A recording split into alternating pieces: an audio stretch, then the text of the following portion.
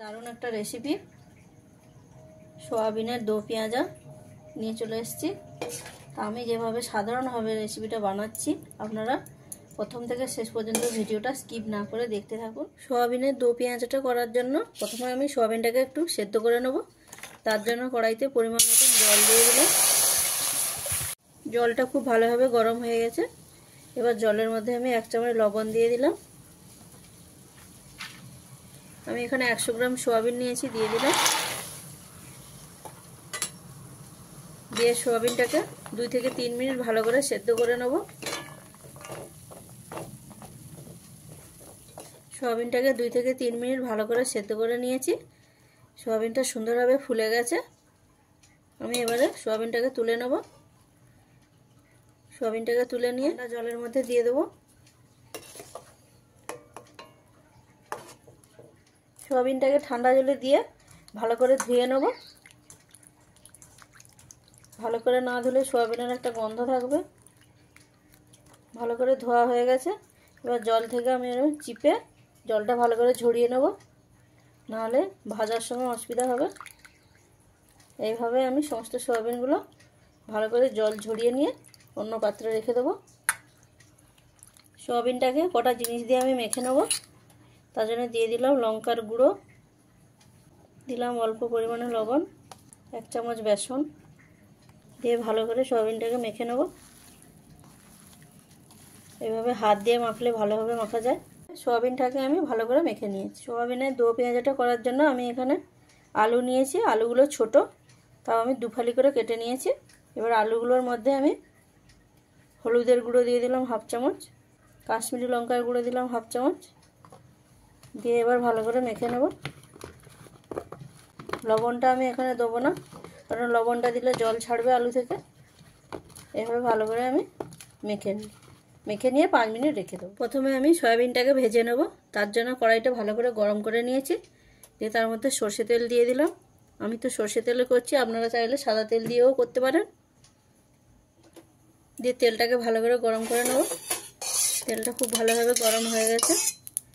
এবারে এর মধ্যে আমি সোয়াবিনগুলো দিয়ে ভেজে নেব।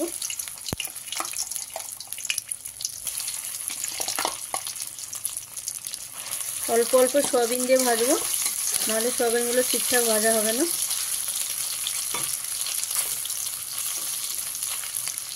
এবার ভালো করে আমি লাল করে ভেজে নেব।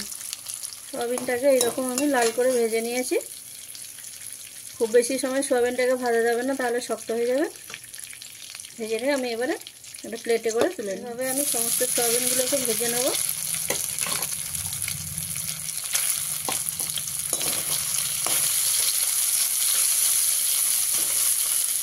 এটাকে আমি এভাবে ভেজে নিই। সোয়াবিন ভাজা তেলটার মধ্যে আমি আরও অল্প করে একটু তেল দিয়ে নিলাম। দিয়ে এবারে আলুগুলো আমি ভেজে নেব।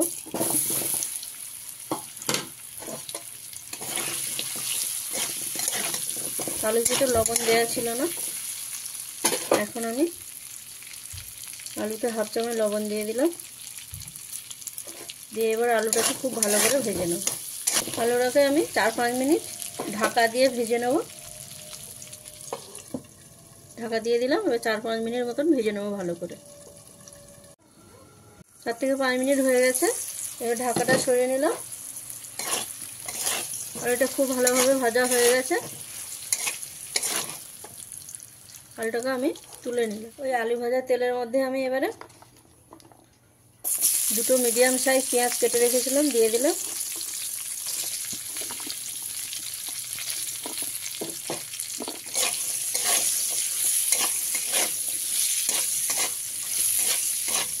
পেঁয়াজের সাথে ক্যাপসিকামটাকেও দিয়ে দেবো। 1 পিস ক্যাপসিকাম কেটে নিয়েছি।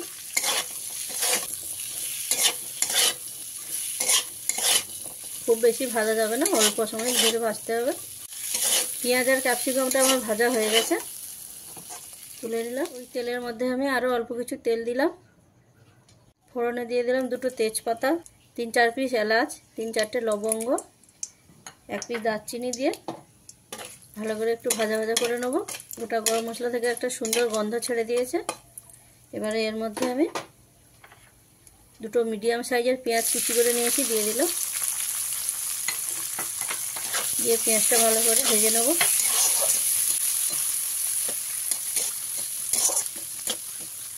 পেঁয়াজটাকে আমি এরকম হালকা লাল করে ভেজে নিয়েছি। পেঁয়াজটাকে খুব বেশি লাল করে ভাজা যাবে না। এবারে এই পর্যায়ে আমি আদা রসুন বাটা দিয়ে দিলাম 1.5 চামচ। ভালো করে কষিয়ে নেব যতক্ষণ না আদা রসুনের কাঁচা গন্ধটা যাচ্ছে। ভালো করে ভেজে নেব। আদা রসুনটা দিয়ে ভালো করে ভেজে নিয়েছি। আদা রসুনের কাঁচা গন্ধটা চলে গেছে। এবারে এর মধ্যে আমি 4-5 পিস কাঁচা লঙ্কা চেরা করে দিয়ে দিলাম। ধনে গুঁড়ো দিলাম 1 চামচ, জিরে গুঁড়ো 1/2 চামচ, হলুদের গুঁড়ো দিলাম 1 চামচ, কাশ্মীরি লঙ্কার গুঁড়ো দিলাম 1 চামচ। দিয়ে এবারে মশলাটাকে ভালো করে কষিয়ে নেব।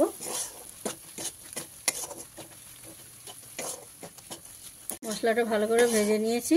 যেহেতু গুঁড়ো মশলা, তার জন্য আমি যাতে না ধরে যায় তার জন্য আমি একটু জল দিয়ে দিলাম। মশলাটাকে জল দিয়ে ভালো করে কষিয়ে নিয়েছি। এবারে এর মধ্যে আমি 2টো ছোটো সাইজের টমেটো কুচি করে নিয়েছি, দিয়ে দিলাম। টমেটোটা যাতে তাড়াতাড়ি গলে যায় তার জন্য আমি এখানে 1/2 চামচ লবণ দিলাম। করে আবারও কষিয়ে নেব। আপনারা যে যেরকম ঝাল খাবেন সেই অনুপাতে ঝালটা দিয়ে নেবেন। আমি যেভাবে সোয়াবিনটা রান্না করছি, যারা সোয়াবিন খেতে ভালোবাসে না তারাও সোয়াবিনটাকে পছন্দ করবে। টমেটোটা দিয়ে ভালো করে কষিয়ে নিয়েছি। টমেটোটা খুব সুন্দর গলে গেছে, টমেটোর কাঁচা গন্ধ চলে গেছে আর মশলা থেকে সুন্দরভাবে তেল ছেড়ে দিয়েছে। আমি এবারে এর মধ্যে ভেজে রাখা আলুগুলো দিয়ে দিলাম। দিয়ে ভালো করে মশলার সাথে মিশিয়ে নেব। যেসব বন্ধুরা আমার চ্যানেলের ভিডিওগুলো দেখছেন তাদের কাছে অনুরোধ রইল আমার চ্যানেলটা সাবস্ক্রাইব করে দেবেন।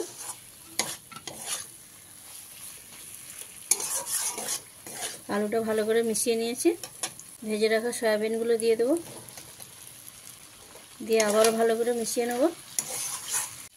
সয়াবিন আর আলুটা মশলার সঙ্গে আমি ভালো করে মিশিয়ে নিয়েছি। এবারে এর মধ্যে আমি অল্প পরিমাণে গরম জল দিয়ে দেবো। সয়াবিনের দো পেঁয়াজাটা যেহেতু গা মাখা মাখা হবে তাই অল্প জল দেবো।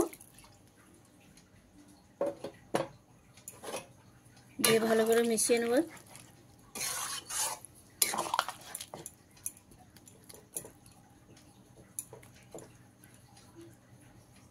দিয়ে অল্প কিছু সময় ফুটিয়ে নেব। 2 থেকে 3 মিনিট গ্রেভিটা ভালো করে ফুটিয়ে নিয়েছি। এবারে এর মধ্যে আমি ভেজে রাখা ক্যাপসিকাম আর পেঁয়াজটা দিয়ে দিলাম।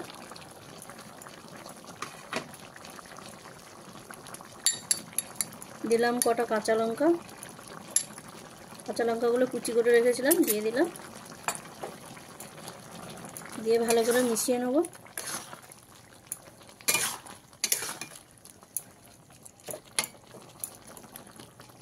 মেশানো হয়ে গেছে।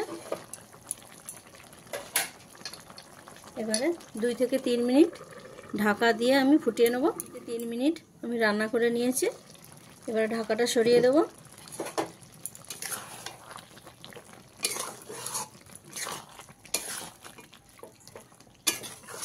রান্নাটা হয়ে গেছে।